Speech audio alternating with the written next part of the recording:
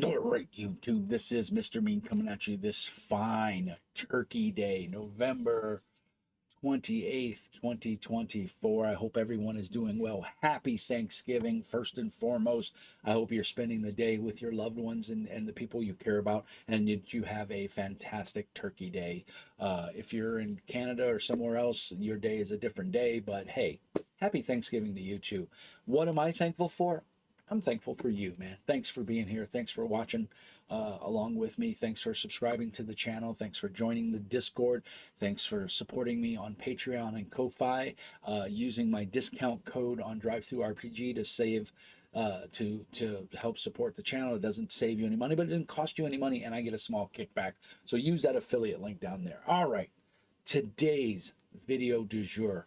I was trolling the Troll Lord Games website, and people were talking about a review that was done for uh, Amazing Adventures, the new RPG for the Siege engine put out by Troll Lord Games. And the review was pretty critical, I guess, and did not hit on all the points of the Siege engine and or speak very favorably of the game in a good light. And I don't know if it was an absolutely negative review or if it just wasn't a very good review. I did not watch the review. I don't typically watch other reviewers review because it's kind of my thing. You know, that's what I do here. Now, I review the smaller games. Obviously, I don't review too much Pathfinder. I don't review hardly any D&D unless it's really something that strikes me. And with the whole debacle going on, you know, still with WotC and Hasbro, I just choose not to support them or give them any attention. So that being said, I decided that it was time I did a review of Troll Lord Games Amazing Adventures, the Player's Handbook, the Chronicle Keeper's Guide, and the GM Screen. I have all three. I picked them up at Game Con back in October in Madison, Wisconsin, and actually bought the copy from Stephen Chenault and Dakota. And I always forget the young lady's name. It's either Gail or Wendy. She's the beautiful young lady, and her boyfriend was there. He's super awesome.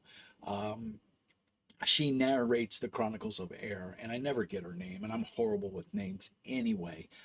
But she is absolutely beautiful. She's very charming, and she is just a pleasure to talk to. And her boyfriend too, and I don't remember his name, but I ran into them a couple of times at the convention. I got to hang out with Steven and talk with him for close to almost an hour. And it was amazing. It was a fun chat. I should have done an interview like an idiot. I didn't.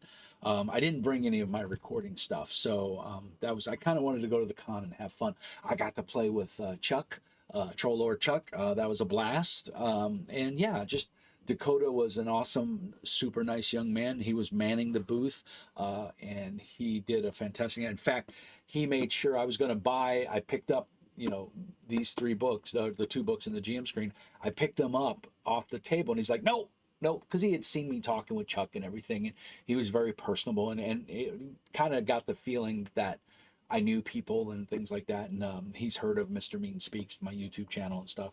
So he went, "Wait, wait. Can't have you buying the copy that, you know, everybody's touched. We got to give you a brand new one." And Steven, you know, went right along with it, was joking about it. And so he went behind the screen, and he opened up a brand new box for me. So I got the first one out of the second box. They only brought two boxes with them, and they had pretty much sold out of the first box. So while I was not the first person to get a copy, I was the first person of the second box to get, and it's in pristine condition. So what do we got here? We got the Player's Handbook for Amazing Adventures 2024, 302 pages, full color.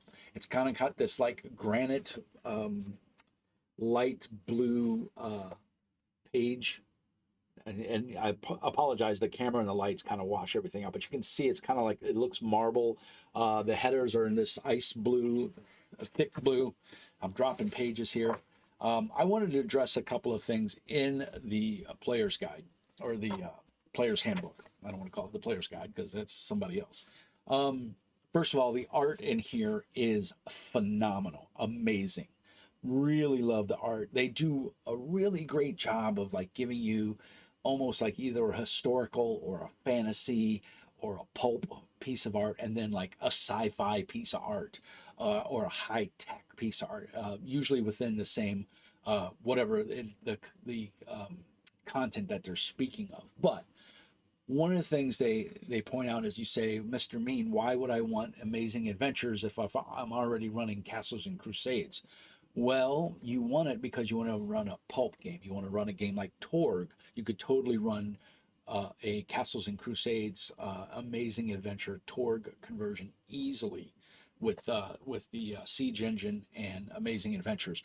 But there's a whole chapter in here, chapter one, and that might be a typo. There's many chapters in here.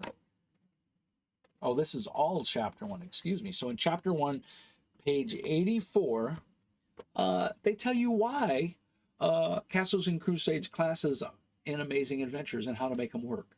That's amazing. That's 2 games for 1, man. You already got Castles and Crusades, great. You want to bring your barbarian into Amazing Adventures? No problem. John Carter, Warlord of Mars, anybody? Class? Anyone? Okay. So yeah, Indiana Jones, you can play that. This is basically Savage Worlds, GURPS, Palladium, any of your generic role-playing games, Genesis. This is their version. And it's the Siege Engine, which is an awesome engine. If you're a D20 fan, I am. This is a great game. You got your D20. You got all you. If you already know how to play Castles and Crusades, you already know the game mechanics. You're just going to use a couple different terms. Instead of a ray of frost, or a cold spell, it's going to be a laser beam of frost. It's just trappings. It's just what you name it, what you call it. The mechanics are still the same. So that's really well done. The other thing I wanted to point out was that there is a gadgeteer and or powered character class. The reviewer, I guess, either glossed over it or said there wasn't. I'm not quite sure. I didn't watch it. But there is a powered superhero, basically, that you can play. So if you want to do the Avengers, you can. It's going to take a little work, I'm not going to lie, because they don't have like all the superpowers listed or anything like that. It's basically the spells that you would use as powers. But still, the framework is there. You just have to build upon it. The other thing I wanted to point out is, and I've already said it, the art is just amazing. But I wanted to read a little excerpt that Stephen Chenault put in here, and he wrote this back in October of 2023, so a year ago, before the book was actually out. And of course, I read the foreword written by Stephen, and I really enjoyed it. And of course, Jason Vey has it in here, and how they came about to make the Amazing Adventures Siege Engine. But Stephen Chenault says, at the end of his preface, or his foreword, he says, I hope you find that in Amazing Adventures, the passion for and love of the game, the camaraderie, the fun, it is all here in this, Jason's, mine, and your Amazing Adventures. That is just super cool. This is your game. Do with it what you will. Have fun, tweak it, tear it apart, build it back up. Make it your Shadowrun. Make it your Torg. Make it your Urban Arcana. Make it your setting that you've dreamed about for years, that you didn't have a game engine to support it. Now you do. This can support just about anything. If you're a D20 fan, if you're a fan of the Siege Engine, if you're a fan of a generic universal game, it's right here, guys. You don't have to look any further. You've got it. And for a whopping $49.99, right? Or $54.99. I'm not quite sure what the retail is. You've got it. And by the way, I paid for these. These were not given to me. This is not a sponsored review. I'm just a fan of Trollord Games and everything they do and how they treat and interact with their fan base. They're very personable people. If you have a problem with a shipment, you just reach out and they will do their damnedest to fix it. They are really good about that. So 302 pages, full color, amazing art. The Siege Engine, you already know. Character classes in here. You can bring you have a 7th level duelist from Castles and Crusades. You can bring them over. Easy enough to do. You want to make an Indiana Jones character. Easy enough to do. It's in here. You want to make a acrobat, a Grayson, Tim Grayson or whatever, Batman and Robin. You can do it. Everything's in here that you need. It's phenomenal. There's superheroes in here. There's masked adventures, pulp fiction, dinosaurs. You want to do dinosaurs?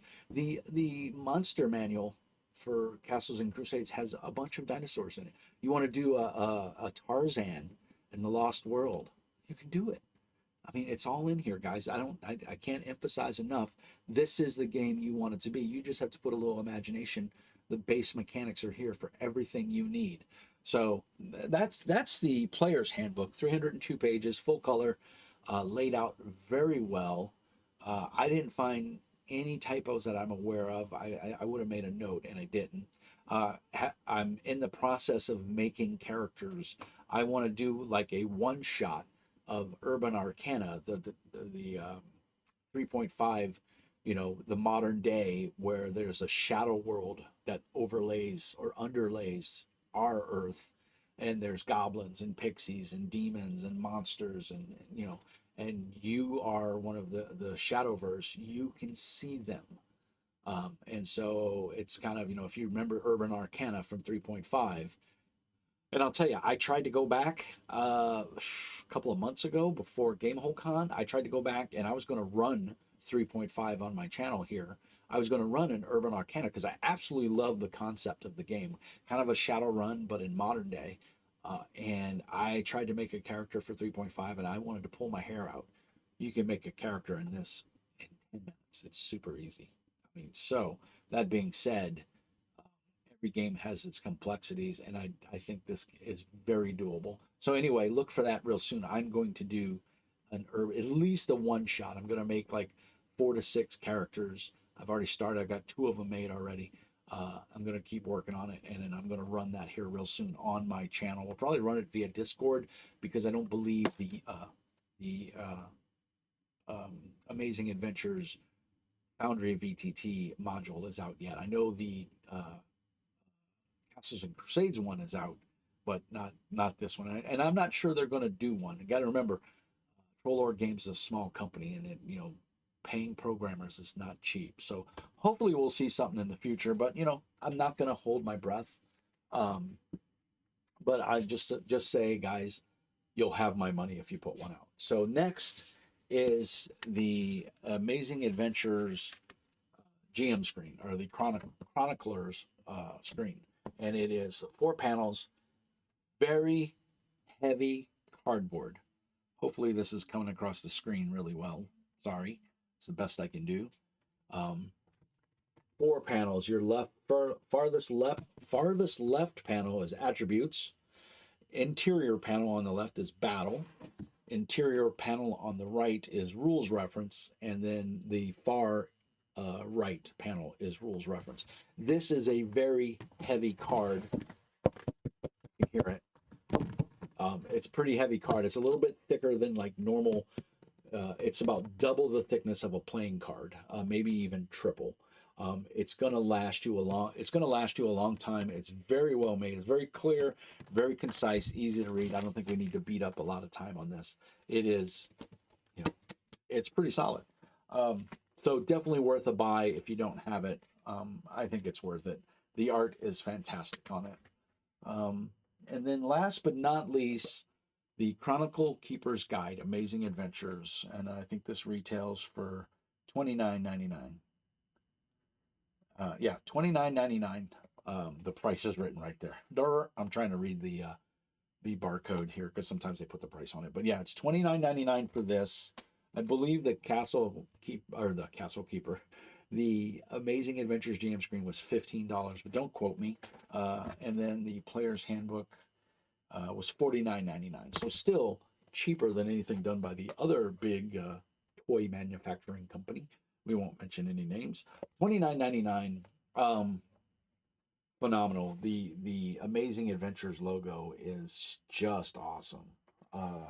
So again, done on that same paper, full color art. This is only 144 pages. This is all your GM information. There's things on like the Illuminati. There's all kinds of information, designing a scenario, the 4-act plot, maintaining pace, siege checks using a tarot deck. So there's, excuse me, those are all, there are alternatives, spell books and power sets. Just a lot of great options in here to use different rules. Um, guys, come on. It's just amazing. I think there's a full page in here too. Yeah, look at that.